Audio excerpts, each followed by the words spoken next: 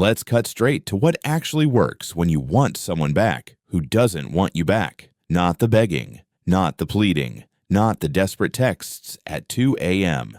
Today, we're talking about the psychological principles that actually change hearts and minds, the ones that work on even the most stubborn ex.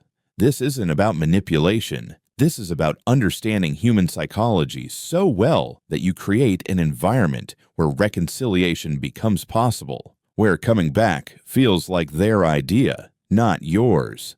The foundation is stop making it worse. Right now, you're probably doing everything that pushes them further away. The calls, the texts, the emotional dumping, the promises. You're operating from desperation, and desperation repels people. When you're desperate, you communicate one thing: I need you more than you need me. That creates a power imbalance that makes you unattractive. It makes them feel smothered. It confirms their decision to leave was correct. Here is what to do instead. Stop all contact completely. Every text you send right now is digging the hole deeper. Every call is pushing them further away. Cause humans are wired to notice absence more than presence. Your sudden disappearance creates psychological tension they expected you to chase. When you don't, their brain starts asking questions. Why aren't they contacting me? Are they okay? Did they move on? This uncertainty creates space for missing you to begin. Secondly, rebuild yourself. Become someone worth returning to. Here's the uncomfortable truth. Your ex didn't leave the imaginary perfect version of you in your head. They left the actual you that existed during the relationship. If that person hasn't changed, why would they come back to the same situation? Rebuild yourself into someone new. Not a performance for them, a genuine transformation for you. Start with physical improvement, exercise, grooming, style. Move to social rebuilding, reconnect with friends, build new connections. Then personal growth, develop new skills, pursue goals, build a life that excites you. People are attracted to growth. They're drawn to evolution. When you transform, you become psychologically intriguing. You disrupt their narrative about who you are. They thought they knew you.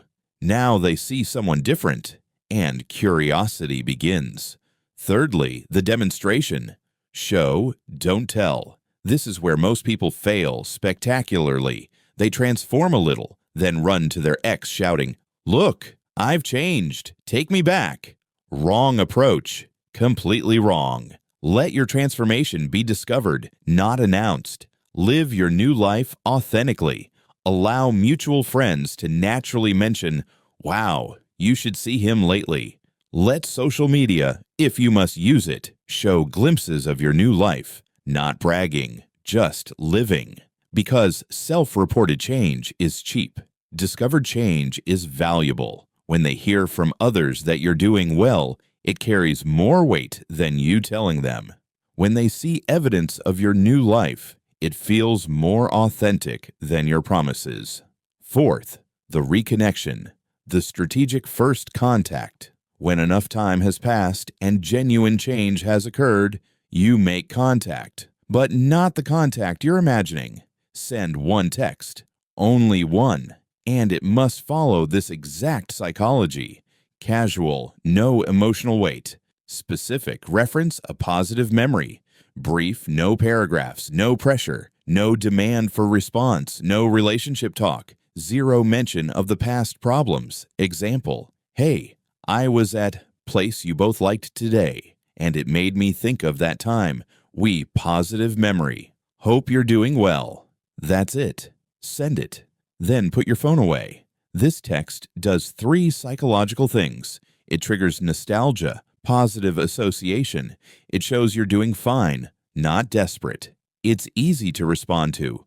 Low pressure. It's completely unexpected. Breaks their script. The response handling, reading the signals. How they respond tells you everything. If they respond positively but casually, match their energy. Keep it light, brief. End the conversation first. If they respond emotionally or negatively, acknowledge their feelings without getting defensive. "I understand you're still upset. I'll give you more space." Then disappear again. If they don't respond, Wait, don't send a follow-up. Their silence is information. Respect it. At this point, you're demonstrating emotional intelligence. You're showing you can read social cues. You're proving you respect boundaries. All of these are attractive qualities that your ex may not have seen before. Now here comes the meeting. Rebuilding from scratch. If reconnection progresses, you eventually meet. But this isn't getting back together. This is two new people meeting for the first time. Meet in a neutral public place. Keep it short. Coffee, not dinner. Talk about present and future, not past. Be the first to end the meeting. Leave them wanting more. When you do this, you're creating new memories to overwrite the old ones. You're demonstrating you have your own life by ending the meeting. You're showing confidence by not clinging. Let me explain to you the principles at play. 1. Scarcity principle. When you become unavailable, you become more valuable. Your absence creates a vacuum that curiosity fills. 2. Contrast principle. The you they remember, needy, emotional, versus the you they discover, confident, independent, creates cognitive dissonance. They question, did I make a mistake? 3. Investment principle. They've already invested time and emotion in you. Starting over with someone new means new investment. Reconnecting with you is less emotional work. 4.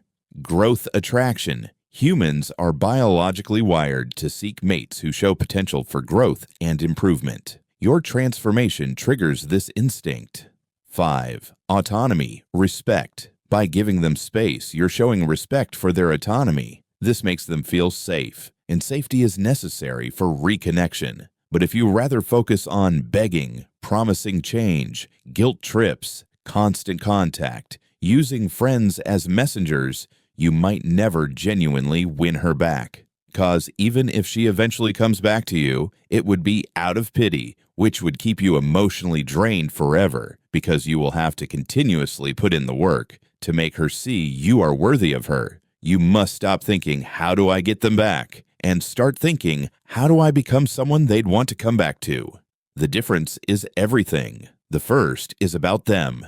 The second is about you.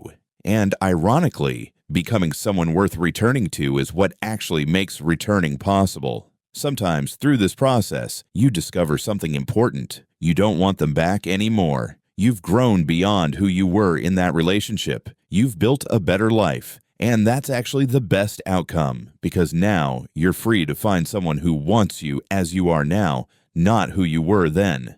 Here is the ultimate truth. Getting an ex back isn't about convincing. It's about transforming. It's not about changing their mind. It's about changing their perception of you. It's not about winning an argument. It's about becoming someone who no longer needs to argue to be valued. Start with yourself. Become someone new. Someone better, and then see what happens. Sometimes they come back. Sometimes you meet someone better. Either way, you win.